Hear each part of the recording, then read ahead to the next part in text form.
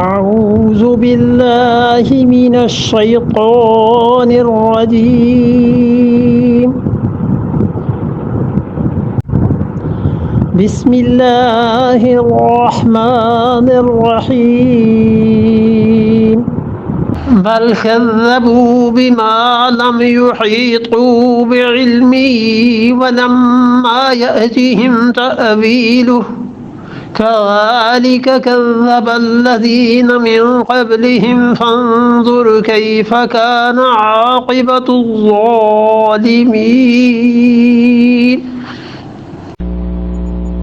بل کذبوا بلکہ جھٹلاتے ہیں، جھٹلایا کس چیز کو؟ بما اس چیز کو لم یحیطوا جو احاطے میں نہیں آئی، جس کا گھیراؤ نہیں کر سکے، بعلم ہی اپنے علم کے ساتھ۔ تو جو چیز ان کے علم میں نہیں آئی، ان کا علم اس پر قابو نہیں پا سکا، اس کو جھٹلا رہے ہیں۔ پہلی بات تو یہ ہو گئی، اور اس میں بظاہر لوگوں کو ایک اشکال بھی پیش آیا ہے۔ لوگ کہتے ہیں جب کسی کی سمجھ میں کوئی بات آئی ہی نہیں تو وہ جھٹلائے گا، جب جھٹلائے گا تو وہ سچ کرے گا، پھر اللہ تعالیٰ نے اس پہ عذاب کا کیوں کہا؟ لیکن یہ بات بظاہر صحیح معلوم ہوتی ہے اور حقیقت میں غلط ہے۔ بہت سی چیزیں انسان کا علم اس تک نہیں پہنچتا، کسی بھی انسان کا علم اس تک نہیں پہنچا ہوا ہوتا، اور وہ جھٹلاتا نہیں ہے، اس کو مانتا ہی ہے۔ ہم میں سے شاید کوئی ایک آدمی بھی اس کی تشریح مکمل طور پہ نہ کر سکے کہ انسان چاند پر کیسے گیا، تو کیا اس کو جھٹلا دیں کہ لوگ چاند پہ گئے؟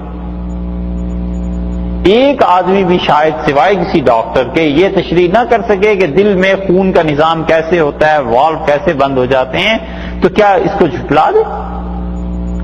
کائنات میں تصدیق جس چیز کا نام ہے، سچا کہنا کسی چیز کا یا سچائی کو ثابت کرنا، اس کا ایک ذریعہ یہی نہیں ہے کہ انسان کو علم ہوا کرے، بلکہ انسان کو خبر پر اعتماد ہوتا ہے اور اس کی تصدیق کرتا ہے۔ دنیا ایسی ہی چل رہی، اور اگر خبر کی تصدیق نہ کی جائے اور اعتماد اٹھا دیا جائے تو دنیا کا نظام ہی درہم برہم ہو جائے۔ خبر دیتی ہے ماں کہ فلاں تمہارے والد ہیں، یا بچہ اس ماحول میں پیدا ہوتا ہے، دیکھتا ہے یہ والد ہیں، اب اس خبر کی تصدیق نہ کرے تو پھر کیا ہو؟ وہ کہ نہیں میرے پاس ذاتی کوئی علم ہونا چاہیے، تو ذاتی علم تو اسے حاصل نہیں ہو سکتا۔ کائنات کا نظام کیسے چلے؟ اور یہ تو بہت بڑی بات ہے۔ ڈاکٹر یہ کہتا ہے کہ یہ اگر گولی کھاؤ گے تو بلڈ پریشر کم ہو جائے گا، یہ کھاؤ گے تو تم مر بھی سکتے ہو۔ وہ کہے نہیں مجھے ذاتی علم ہونا چاہیے، تو ذاتی علم کہاں سے آئے گا؟ تو معلوم ہوا کہ جس چیز کا علم انسان کو نہیں ہے اس میں صاحب فن پر اعتماد کرنا پڑتا ہے، صاحب علم پہ اعتماد کرنا پڑتا ہے، اور اسی اعتماد کی بنیاد پر دنیا چلتی ہے کہ یہ سچ کہتا ہے، وگرنہ کوئی ذریعہ نہیں۔ اور جو اس فن کے ماہر ہوتے ہیں وہ پھر تصدیق کرتے ہیں۔ نبوت کا معاملہ تھا، نبی کریم صلی اللہ علیہ وسلم نے تصدیق کی کہ موسیٰ علیہ السلام خدا کے پیغمبر تھے، فلاں تھے، فلاں تھے، فلاں تھے، یہ سب انبیاء علیہ السلام تھے، کیونکہ وہ درجہ سب حضرات کا نبوت کے اعتبار سے سب نبی۔ اور جو بعد میں آنے والے جنہوں نے تصدیق کی دلائل کی بنیاد پر کی، اللہ کی طرف سے ان کو ہدایت دی گئی، تو اللہ تعالیٰ نے فرمایا جھٹلاتے ہیں اس چیز کو بما لم یحیطوا بعلمہ، جس چیز کو ان کا علم قابو میں نہیں لا سکا۔ ہزاروں لاکھوں چیزیں ایسی ہیں جو انسان کے علم میں نہیں آئیں، بلکہ سیدھی سادی بات یہ ہے کہ اس کائنات میں جہالت جتنی زیادہ ہے علم اتنا زیادہ نہیں ہے۔ ہر انسان کی مجہولات اس کے معلومات سے کہیں زیادہ ہے۔ ایک معلومات ہے نا جو چیزیں ہم جانتے ہیں، ایک مجہولات جن چیزوں کو ہم نہیں جانتے، تو مجہولات تو کہیں زیادہ ہیں، معلومات تو بہت تھوڑی ہیں، بہت معمولی۔ آسمان کو دیکھتے ہیں اور اس کے اندر کیا کیا ہے کوئی نہیں جانتا۔ انبیاء علیہ السلام خبر دیں کہ یہ چیز ہے پھر پتہ چلتا ہے، وگرنہ نہیں پتہ چلتا۔ ایک بات تو یہ فرما دی کہ ان کو اس بات کی غلط فہمی، اور دوسری بات اس سے شدید فرمائی ہے وَلَمَّا، اور اللہ نے فرمایا جبکہ وَلَمَّا يَأْتِهِمْ تَأْوِيلُهُ، اور آئی نہیں ہے ابھی ان کے پاس اس کی حقیقت۔ حقیقت کس چیز کی؟ اس چیز کی حقیقت، ایک تو ترجمہ یہ کیا گیا ہے کہ اللہ کی جو ناراضگی کی اس جملے کی حقیقت، کہ ان کا یہ کہنا کہ رسول اللہ صلی اللہ علیہ وسلم نے خود کلام بنا لیا ہے، انہیں پتہ نہیں ہے کہ یہ جملہ کتنا بڑا ہے، انہیں اس بات کی سمجھ نہیں آئی۔ ہم عام گفتگو میں کہتے ہیں نا کہ فلاں کے متعلق یہ کہا ہے، تو دوسرا کہتا ہے اچھا انہیں پتہ نہیں ہے کہ یہ جملہ کتنا خطرناک ہے۔ مطلب یہ کہ جو اس کے مقابلے میں اب جواب ملے گا وہ بہت شدید ہوگا۔ اللہ نے فرمایا وَلَمَّا يَأْتِهِمْ تَأْوِيلُهُ، اور ابھی تک ان کی حقیقت، اس بات کی حقیقت ان کے سامنے نہیں آئی ہے، اور حقیقت سے مراد یہ ہے کہ عذاب سامنے نہیں آیا، خدا کی گرفت سامنے نہیں آئی۔ اور بہت مرتبہ انسان اس غرے میں رہتا ہے کہ جو کچھ میں نے کہا ہے، جو کچھ میں نے کیا ہے، بس اس پہ کوئی پوچھے گا ہی نہیں، اور حقیقت اس کی سامنے آتی ہے کئی برس کے بعد کہ جو تم نے فعل کیا تھا اس کا انجام یہ نکلا۔ انسان اتنی قابل قدر چیز ہے کہ اللہ نے اس کے کسی قول اور فعل کو حکم کے بغیر نہیں چھوڑا۔ اتنا اچھا لگتا ہے انسان اللہ کو کہ اللہ دیکھتا ہے اور کہتا ہے اس کے ہر فعل پہ، ہر قول پہ حکم لگاؤ۔ ایک جملہ آدمی کہہ رہا ہے، یہ کہنا اس کے لیے ضروری تھا، فرض تھا، واجب تھا، سنت تھی، یا یہ حرام تھا، اس کے لیے جملہ کہنا جائز تھا، ناجائز تھا، فوراً اس کھاتے میں ڈالو اس کے جملے کو۔ ایک آدمی نماز پڑھتا ہے، یہ نماز اس کے لیے ضروری تھی، نہیں ضروری تھی، کیا اس نے کیا، کسی کھاتے میں ڈالو۔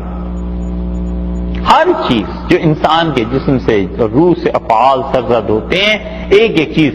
اسی طرح جب انہوں نے یہ کہا کہ قرآن بنا لیا اپنے پاس سے، اللہ نے فرمایا وَلَمَّا يَأْتِهِمْ تَأْوِيلُهُ، ان کے پاس ابھی حقیقت کی خبر نہیں پہنچی۔ حقیقت یہ ہے جو آگے بیان ہو گئی، اللہ نے فرمایا كَذَلِكَ، اور ایسے ہی تشبیہ دی نا کہ جس طرح یہ ہیں آج بات کرنے والے، بالکل ایسے ہی كَذَّبَ الَّذِينَ مِن قَبْلِهِمْ، جھٹلایا انہوں نے بھی جو ان سے پہلے تھے، یوں ہی جھٹلاتے رہے ان سے اگلے پچھلے زمانوں میں جو گزرے تھے۔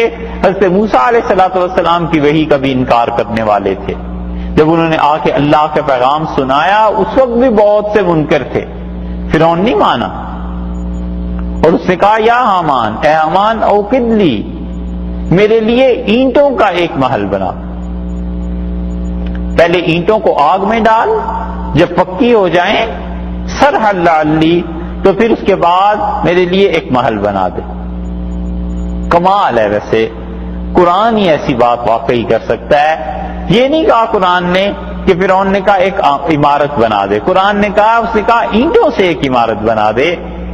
اب رسول اللہ صلی اللہ علیہ وسلم کو کیسے خبر تھی کہ حضرت موسیٰ علیہ السلام کے زمانے میں پتھروں کا رواج نہیں تھا، اینٹوں کا رواج تھا۔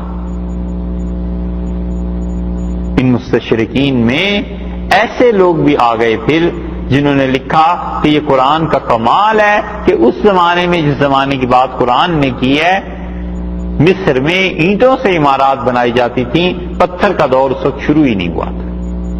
یہ تو آئے گی 24ویں بارے میں جب بات، تب آئے گی، وگرنہ اب سوچے آدمی کہ اللہ تعالیٰ نے اس جملے کو کیوں ارشاد فرما دیا کہ فرعون نے یہ کہا کہ مٹی سے اینٹیں بنا، پھر اس کے بعد انہیں آگ میں ڈال، جب وہ پک جائیں، تفسیر اس کی یہ ہے، تو پھر میرے لیے ایک محل بنانا۔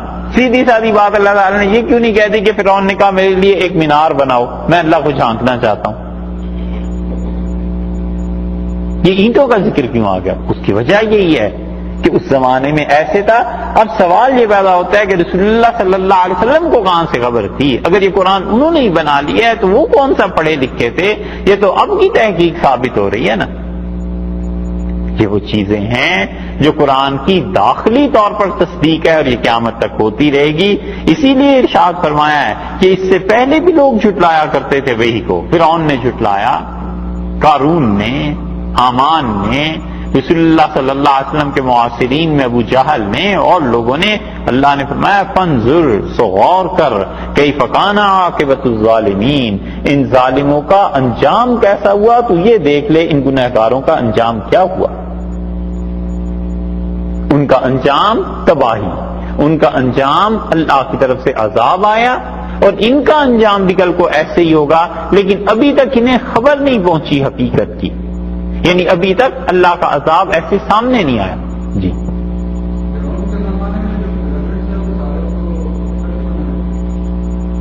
آئے گی بات انشاءاللہ جب اس آیت پہ پہنچے۔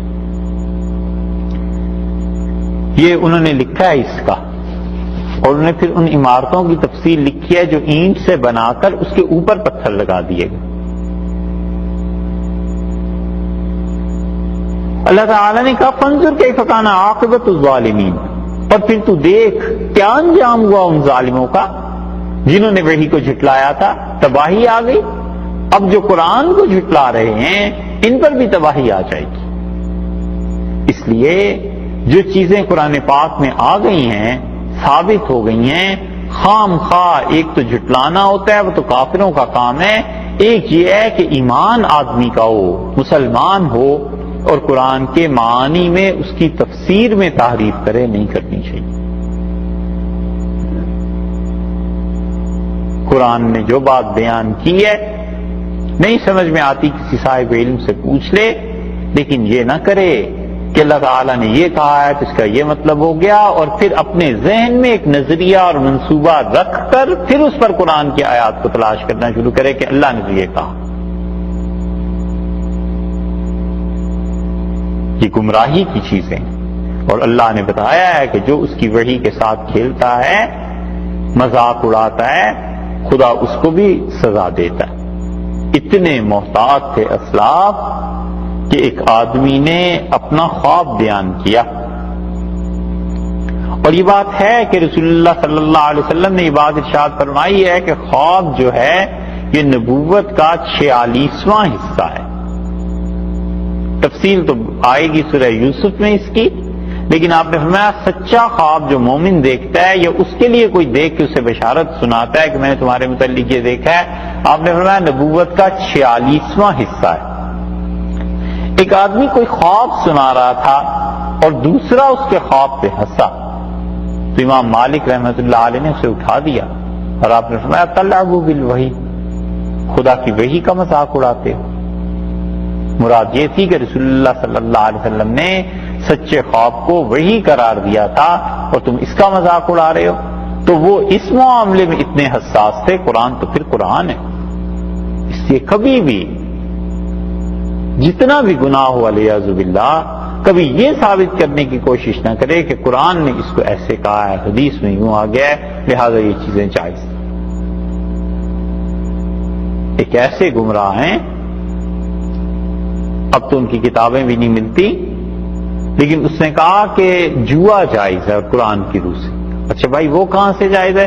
اس نے کہا اللہ نے فرمایا نا کہ اس میں لوگوں کے لیے نفع ہے، اور پھر کہا ہے کہ نفع اس کا کم ہے، نقصان زیادہ ہے، تو اللہ نے عقل بھی دیا ہے، نقصان سے بچ جائیں گے، نفع اٹھا لیں گے۔